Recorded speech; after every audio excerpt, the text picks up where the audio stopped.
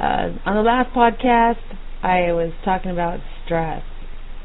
Basic information about stress, how it can affect you physically, mentally, spiritually. Physically it could really make you sick, and it's the onset for a lot of illnesses. And I kind of touched on it a little bit. I also went through some ways that one can probably help to eliminate some stress in their lives, things that they can do. You got exercise, breathing techniques, journaling. A big part of it is actually just changing your lifestyle, changing how you react to things, how you think about things. And I struggle with this all the time. I mean, I've spent most of my life dealing with this, but it wasn't until later in my years that, for me, it actually affected my immune system, and as a result, I do have anemia. I did have it since I was little, but it kind of worsened the whole condition, and it's part of the reason for a lot of my illnesses and stuff that I got to deal with now. But that's what the podcast is for, maybe bring out some information to kind of help you, and take it serious, It could really be fatal if you don't get it under control. Now, chances are, if you're dealing with stress, and mostly negative stress, you are dealing with negative people as well in your life, or negative friendships, or friendships that are just not working out too well, and you don't quite know why. That kind of goes hand in hand. And so when you're trying to heal this and trying to put it in perspective, your friendships are probably the first thing that you need to deal with, besides, exercise and relaxing, etc. Because friendships can put negative stress and negative energy into your life, and it doesn't help the process. You should be able to have friendships where you can actually talk to the person and they care enough to just listen. They may not necessarily have advice for you, but they're there and they're listening, and they're not adding to it by doing something else to you to try to create more stress for you. And one way to help with that is, if you don't have positive people in your life, kind of tapping into your creativity, hobbies or things that you're good at. You need to start refocusing on stuff for you rather than trying to continuously please somebody else, which you shouldn't be doing anyways, except like for loved ones or people close where it's expected of you because you have responsibilities. The natural reaction that we have, just because we are human, is when we are stressed out or we're dealing with a lot of things, we try to look for places to pour our energy into. And it could be friendships, our relationships, going out, partying, school, different things, going to movies, etc. And there's nothing wrong with it. It does help. But when you're using all these things to escape stress rather than deal with the stress, it kind of compounds it, because the stuff that can happen or the results of those actions will just add on to it. For example, let's say school, for example, because that's my thing. I pour all my energy and time into school, but because of the homework, now I got added stress. It's not even that positive, it's like just more. And so that's like a little example. So you have to find a place to pour your energy into, and that's why I say something creative, whether it's writing, doing art, making something, doing a garden, fixing up your house, fixing up your car. Those are things that it could be stressful, but it'd be like a positive stress depending on your thinking while you're doing it. And it's a good opportunity that you're sitting there alone. Your hands and your mind are kind of doing something else, but at the same time, it gives you that time to think about things and maybe find a solution. You may not realize that you are actually resolving issues in your mind, but you are. It's just like if somebody sleeps and dreams, they're trying to fix a problem in their mind, and usually they wake up either with an answer or they've kind of dealt with it, or you get nightmares, the opposite, it just really stresses you out. So that's one realistic strategy on dealing with stress, because everybody does this. It depends on where you pour your energy. And if you pour it into something that's negative, it may appear positive, but the outcome is negative because it's just adding to your stress levels, then those are the things you have to change. You have to, and you got to work on it, or else all you do is mask it. You mask it, and nothing gets resolved, and it just keeps building up from there. So that's one way to try to deal with stress, something that could be done immediately. It'll take a while. It'll take a time to get used to doing. These kind of strategies are not in order. I am choosing what is more important to maybe start with for some people, because it always starts off saying, eat right, talk to somebody, which is just as important. But sometimes by the time the person gets to talking to somebody, they kind of let everything else go. So I'm kind of starting from the bottom up and the hard stuff up, I guess. That's what I mean to say. Let's see, another strategy that you could. This one is a big one. Okay, this is where you take out your journal, whether you're making an art journal. I post some, I think, on my Twitter and my Facebook on art journals, and those are awesome. If you're not a big writer, but you're artsy, the art journal is cool. And even if you're not artsy, if you can paste, cut out things from magazines or pictures or something to relate what you're feeling, or just to decorate, that is just as good. But you start journaling, and if you're right, so it's awesome. I went over to Rite Aid, and I guess that's equivalent to Walgreens in some places, or CVS. You can get these books, with blank pages in it, and they don't have to be spiral. You can make it like a nice book, and that could be your journal. Or you can make podcasts. You could use YouTube, especially, you're on the internet listening to me right now, so chances are you got internet skills, and you can use all these avenues. You can use your blog. The main thing is to get real, okay, and be honest. You've got to be honest, not what you think, and this is hard for a lot of people, because there's a portion of people in our society who believe that psychology or anything as far as mental health is not real. So, and it's usually these people who suffer the most, because they're in total denial, and they will never admit to ever having anything mentally wrong with them, which is ridiculous, because we all have a brain, we all have mental stuff happening, and just like other portions of your body get sick, your brain could be off too. And with your little list in your journal, make a list of your strengths, things that you're proud of, things that you have skills, you have ability, and you're good at, just all your strengths. And then also make one about your weaknesses, and that's the part you have to be honest with.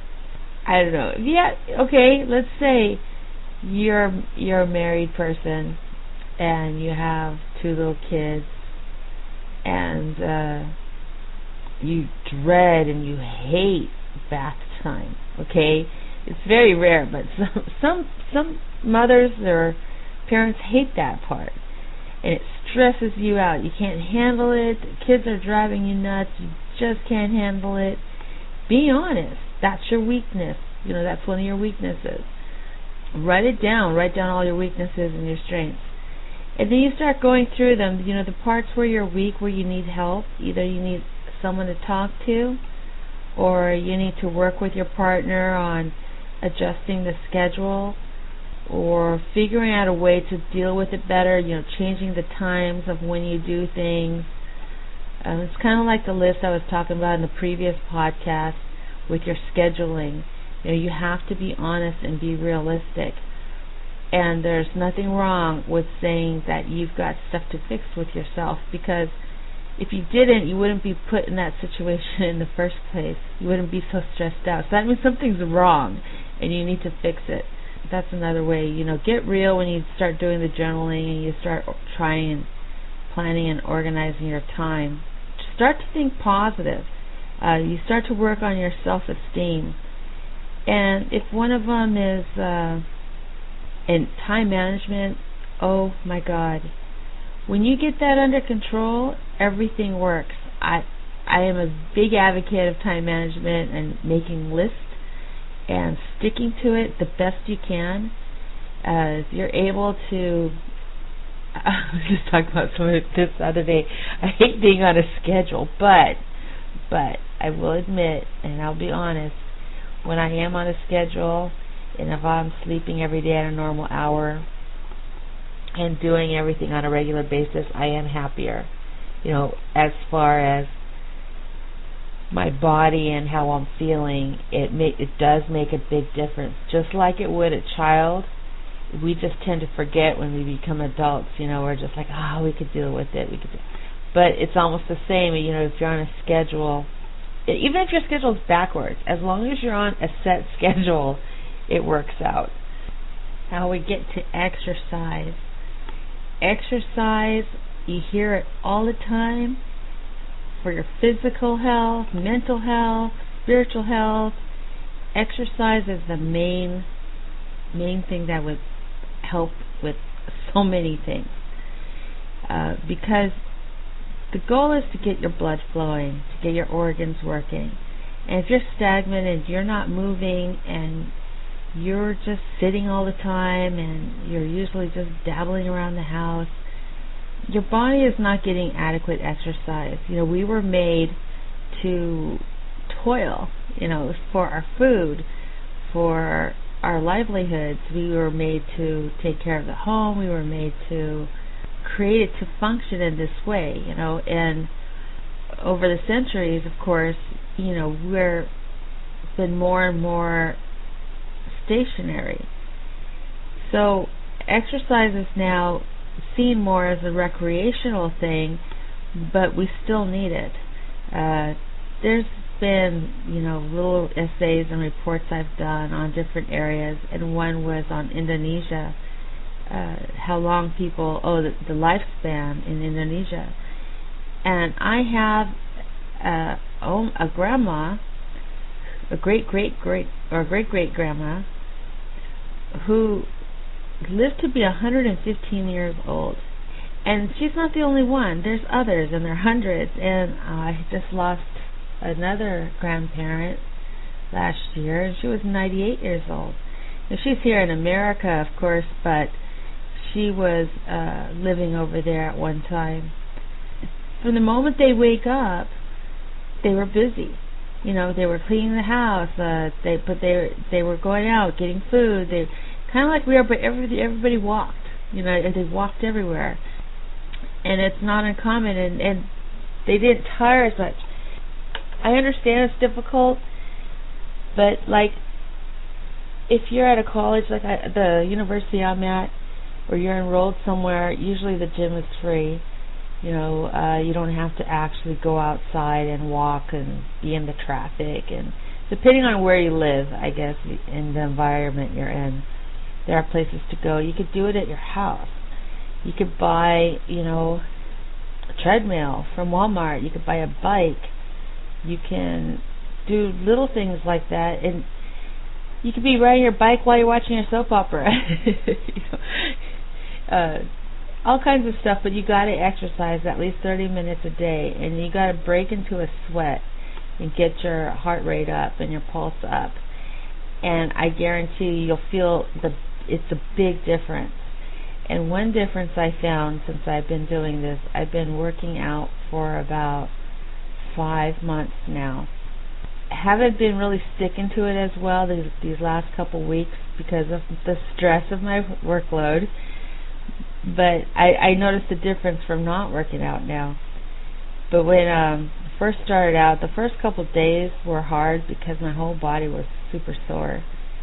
And you don't have to work out to the point where you feel pain, but you will feel a little bit sore, especially your legs, they get all wobbly and all this stuff.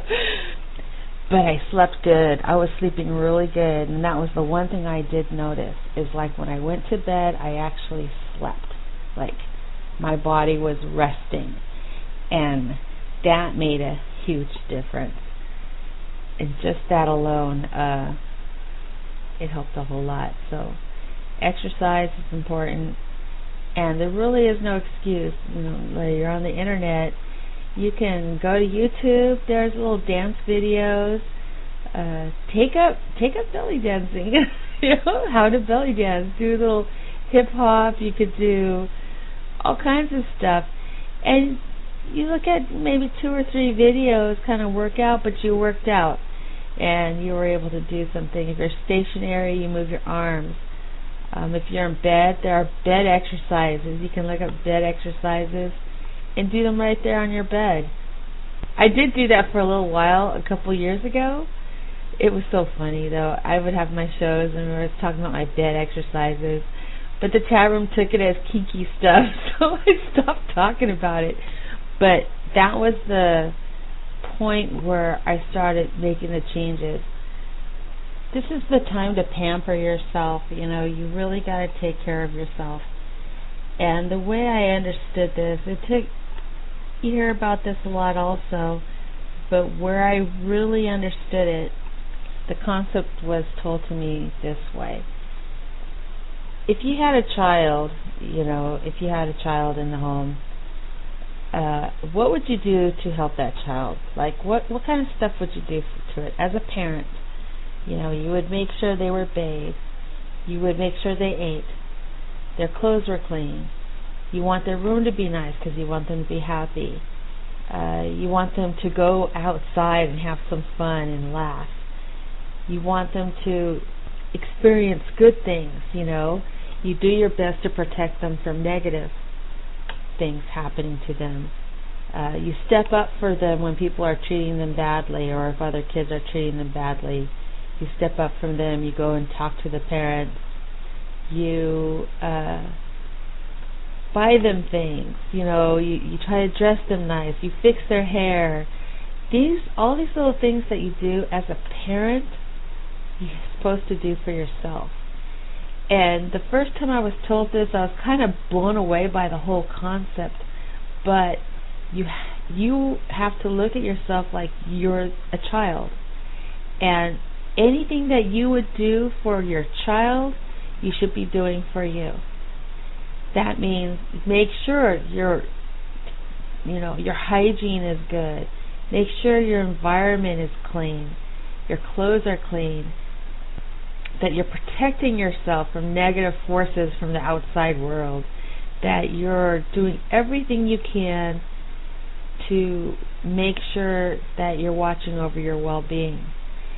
And it is mind-blowing when you really think about it. And this even comes down to psychological issues or emotional issues. Like if your child has been traumatized, or your child has been abused, or your child has been hurt, what would you do? You would take them to a therapist. You would take them to a doctor. You would take them places where you would get some help for them, because you're thinking long term. You're thinking, well, I need to take care of this right now while they're young, so they don't have to deal with it when they're older. Well, that's how you got to look at it for yourself too. So if you have problems, past things that you've been holding in, like alcoholism, drug abuse, or domestic violence, stuff that you've been holding in but never dealt with. You need to take care of it in that same aspect, that you're the parent, you're taking yourself to a doctor, or you're taking yourself to a therapist to get help for all these issues. It was when I finally grasped the concept of that, that's when things started working. That's when things started changing, and it makes a huge difference. Okay, on me, I did it late in life, but hey, I did it, so you're really never too old, but just do it quick. Don't wait too long. If you're younger, you're better off, because you still have time to deal with it. But if you've been carrying around some type of abuse that happened 50 years ago, it's still there. You may have moved on, you may have thought that everything's fine, but chances are there's something still there, because the brain holds even though you may not remember offhand, like my memory is shot, like my short-term memory is shot. I don't know why. There are only some things that grasp. But if you ask me 5 months from now, then I'll remember. It's weird. I don't know how to explain it. But your brain does absorb everything that has ever been told to you, said to you, or that has happened in your life. Your brain has it. So if there's a lot of negative stuff, it's still there. It's still there. What you don't want to get into is if you're starting to go through the healing process, or you do go to therapy, just like you would your child, you would make sure that the doctor is not dragging it on for money. Okay, so what you want to see is results. You got to go through the process, of grieving, getting angry, forgiveness, all that stuff, and then you're done with it. You're done, and you move on.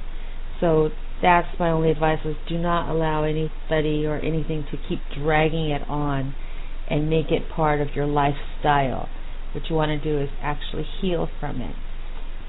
So that is it for the second part of the podcast, dealing with stress, and some tips on how to deal with your stress and try to work on making things easier and getting to the root of what's going on with you and your mind and your body, and trying to take care of things. It's not overnight. This is like baby steps.